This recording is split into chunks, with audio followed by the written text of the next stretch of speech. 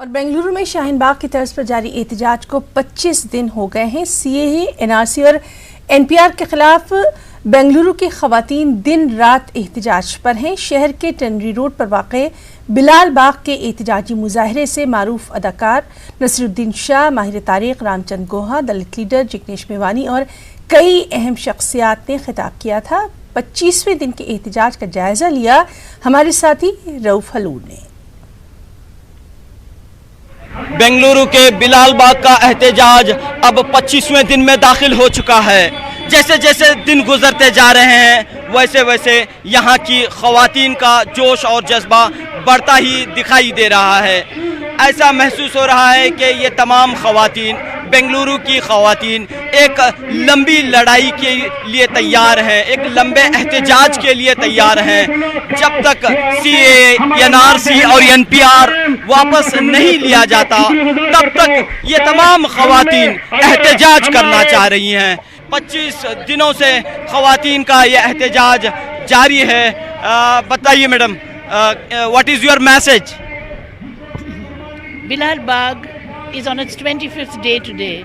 It's a very special day for many of us because it has become an icon for the struggle against the CAA and against the NRP. I think that to see so many women come in, everyday women, ordinary women, we're not looking at women leaders today, but we're looking at women who in the dailiness of life are resisting. 3-4 दिन के लिए हमने सोचा था कि जब यहाँ पे बैठेंगे, जब तक हमें इस बिल को कैंसिल नहीं करेंगे यहाँ से उठेंगे नहीं, चाहे कुछ भी हो। इसके लिए हमने संघर्ष करना स्टार्ट कर दिया है। हाँ, बहुत सी मुश्किलात भी आ रही है। लोगों को भी समझ में आ रहा है कि दिन अभी कम है हम लोगों के पास। अप्रैल में एनपीआर की जो ये है वो स्टार्ट हो जाएगी एक्सरसाइज, एंड प्रॉब्लम हो सकती है इसके चलते। तो लोग भी आ रहे हैं और हम लोग जब हिलते नहीं है यहाँ से, be the women, be the students or be the trans people that people have welcomed in this place. नहीं, हर चीज़ जानती, जान को हम ना बाहर नहीं आते थे। अब हमारे हक़ के वास्ते, हमारे बच्चों के हक़ के वास्ते आज हमें बाहर निकले। अरे ऐसा गुजरे हैं कि पता ही नहीं चला 25 दिन कैसे हो गए करके। तो मोदी जी, आपके लिए मैं एक मैसेज देना चाहती हूँ। मोदी जी देखिए, बेटी बचाओ बेटी पढ़ाओ करके आप तो बोले थे ना, तो बेटियों को रोड पे लेके आ गए। ऐसे मत करो मोदी जी, हमको इंसाफ दे दीजिए। हमको कुछ नहीं चाहिए मोदी जी आपसे, हमको इंसाफ होना है, इंसाफ होना है। लेकिन हमारी कॉन्स्टिट्यूशन से हम लोगों को आज़ादी है कि हम यहाँ पे प्रोटेस्ट करें, और अल्हम्दुलिल्लाह हम लोग हमारा प्रोटेस्ट जारी रहेगा जब तक कि हम लोगों को हमारा हक़ ना मिले।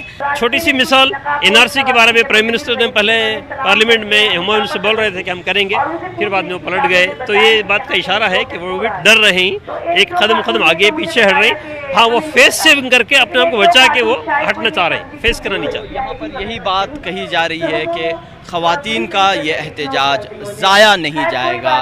खवातीन जब एहतजाज पर उतर आई हैं, घरों से बाहर निकल आई हैं, तो कोई ना कोई नतीजा बरामद होगा। और तमाम एहतजाजियों को, मुंतज़मीन को बस यही उम्मीद है कि बेंगलोर का बिलाल बाग का एहतजाज कामयाबी से हमकिनार होगा।